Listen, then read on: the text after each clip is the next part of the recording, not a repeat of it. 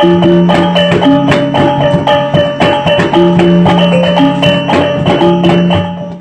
sama sekali nggak ada usul-usul dari Islam. Peringatan Maulid, peringatan Isra Mi'raj. Apa itu agamanya para sahabat? Para sahabat tidak pernah mengerjakannya. Peringatan Maulid merupakan bid'ah besar dalam Islam. Bukan bid'ah yang dianggap kecil. Dan perkara bid'ah adalah perkara besar. Karena Nabi alaihi salatu wassalam mewanti-wanti kita, memperingati kita, iyyakum wa muhdatsatil umur, awaslah kamu dari perkara yang baru.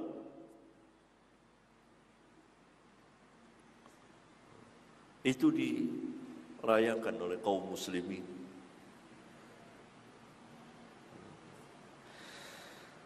Jelas itu tidak pernah dilakukan oleh sahabat dan tidak pernah ada di dalam Islam selama 3 abad. Baru dimunculkan, diangkat ke permukaan oleh orang-orang zindiq yang mengatasnamakan juga ahli bait. Jadi Rafidhah ini tempat berkumpulnya kaum zindiq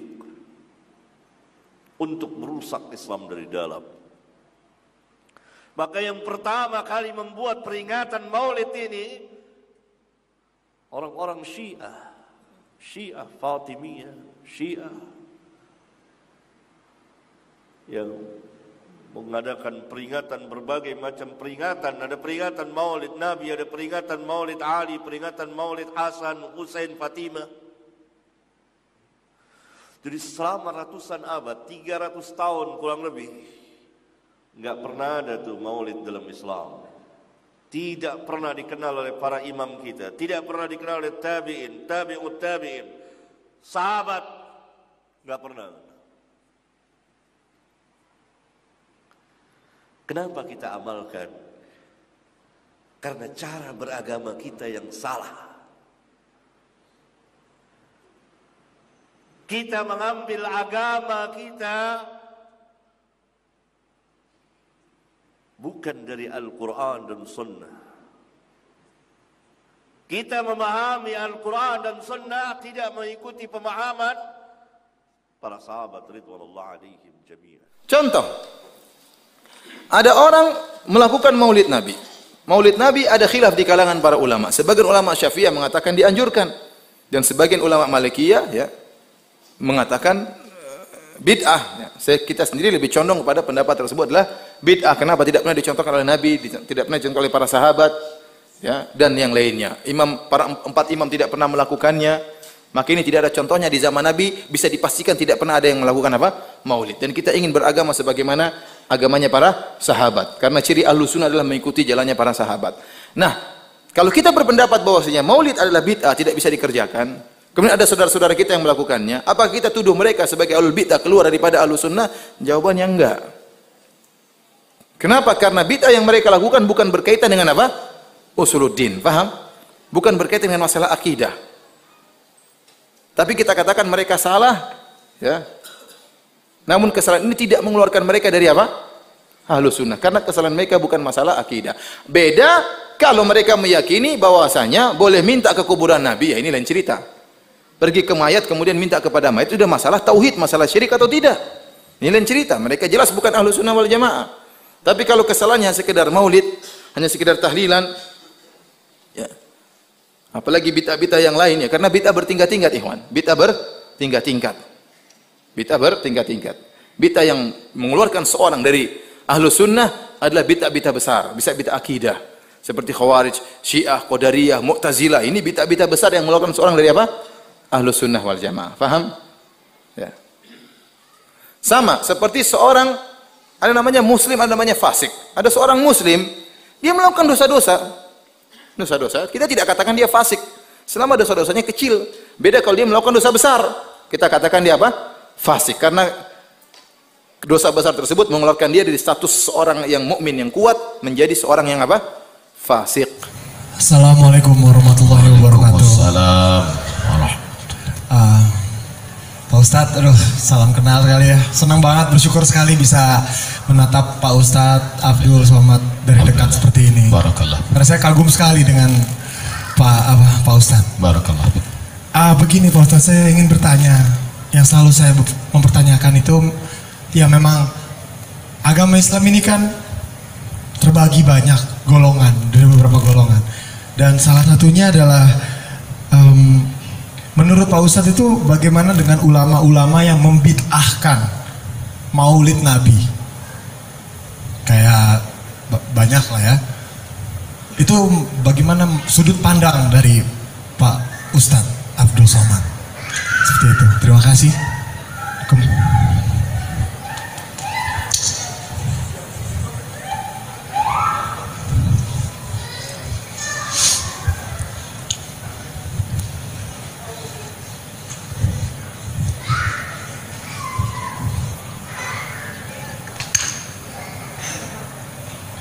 Agama Islam,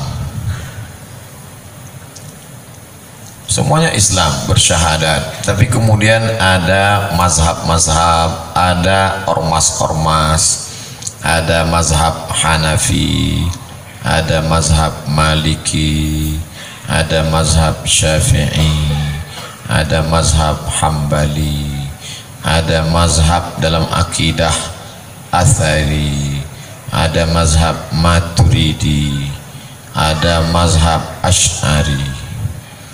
Lalu kemudian ada pula ormas yang berafiliasi. Ada NU, ada Muhammadiyah, ada Perti, ada Persis, ada Al-Irsyad, ada Nahdlatul Wathon, ada Al-Wasliyah. Nah, jadi kita tidak memahami bahwa mazhab dan ormas ini agama. Ormas dan mazhab bukan agama. Dia adalah salah satu pendapat di dalam agama. Jadi jangan katakan ini agama, bukan. Dia Islam, tapi salah satu pendapat dalam Islam. Ambil contoh tentang masalah sholat subuh. Kira-kira ada enggak mazhab yang mengatakan sholat subuh itu sunnah? Nggak ada. Al-Wasliyah, NU, Muhammadiyah, Perti, Persis, Al-Irsyad, Nahdlatul Wathon, Asari, Hambali, Syafi'i, Maliki, Hanafi, Asy'ari, Maturidi, semuanya mengatakan sholat subuh wajib. Sholat subuh 2 rakaat. Ada enggak mazhab yang mengatakan sholat subuh 1 rakaat? Nggak ada. Semuanya sepakat. Tentang masalah wajib sepakat, tentang masalah 2 rakaat sepakat, tentang masalah baca Fatihah di setiap rakaat sepakat. Tapi ada beberapa yang berbeda pendapat. Contoh tentang masalah Fatihahnya jahar apa sir. Menurut Syafi'i jahar. Bismillahirrahmanirrahim. Menurut Hambali sir. Bismillahirrahmanirrahim. Alhamdulillahi Rabbil Alamin. Tentang masalah kunut subuh, menurut Syafi'i berkunut, menurut Maliki berkunut, menurut Hanafi tidak, menurut Hambali tidak. Nah, ketika menyikapi perbedaan-perbedaan pendapat ini, maka mari kita berlapang dada menerima perbedaan dan bekerja sama pada yang kita sepakati. Saya bermazhab Syafi'i. Kunut subuh ya, bismillah jahar ya. Tapi Ustadz Umar Mita bismillahnya sir, subuhnya tidak pakai kunut. Apakah karena saya berbeda dengan Umar Mita lalu saya dengan beliau nggak sholat subuh? Kami tetap sholat subuh. Ini sekarang Ustadz beda nih. Sama-sama meyakini subuh itu wajib, ya. Sama-sama sholat subuh 2 rakaat, ya. Sama-sama sholat subuh dilaksanakan sebelum terbit matahari, ya. Cuman Ustadz ada perbedaan sedikit nih masalahnya. Apakah gara-gara ini Ustadz kelahi? Enggak. Terus andai terjadi nginap nih di hotel nih, besok kita sama-sama sholat subuh, gimana? Saya minta beliau jadi imam. Ustadz, hotel jadi imam. Cara Ustadz gimana kalau dia nolak? Begitu sampai saya langsung komat, Allahu Akbar, Allahu Akbar, asyhadu an la ilaha illallah. Gak mungkin dia kan? Ustadz maju, aku udah komat. Paling enak jadi makmum, saya tinggal ngikuti dia aja. Apa lalu saya provokasi ke kamar-kamar, nanti kalau imamnya Ustadz Umar Mita jangan sholat subuh ya, sama saya. Nata'awan fimat tafakna, mari kita bekerja sama pada yang kita sepakati. Wa nata'azar fimah talafna, mari kita berlapang dada menerima perbedaan. Maka saya sebutkan dalil-dalil tentang maulid. Syekh Yusuf Al-Qardawi mengatakan maulid tak masalah. Kemudian Syekh Sayyid Muhammad bin Alawi bin Abbas Al-Hasani Al-Maliki mengatakan maulid Nabi. Ada pula maulid dengan catatan.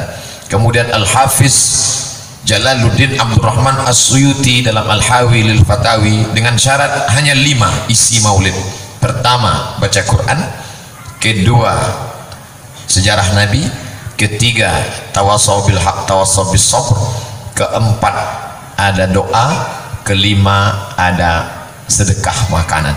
Tapi kalau campur aduk laki-laki perempuan, ada joget-joget maksiat, maka maulid menjadi majelis bid'ah. Saya condong kepada pendapat yang pertengahan. Saya tidak membid'ahkan maulid, tapi saya tidak membebaskan maulid sesuka hati sampai jadi ajang maksiat. Saya ikut pendapat ulama, boleh dalam kurung dengan syarat dan ketentuan berlaku. Apa hikmah dari maulid? Pertama, nyambung silaturahim. Yang kedua, mengenalkan Nabi Muhammad SAW. Makanya saya selalu usulkan, jangan maulid hanya ceramah-ceramah. Dalam rangka maulid Nabi, lomba cerpen sejarah Nabi. Dalam rangka maulid Nabi, lomba imam. Masjid-masjid, pengurus masjid buat lomba imam. Juara 1 berangkat umroh. Setuju? Setuju. Ongkosnya dari mana? Dia maksudnya. Allahu a'lam.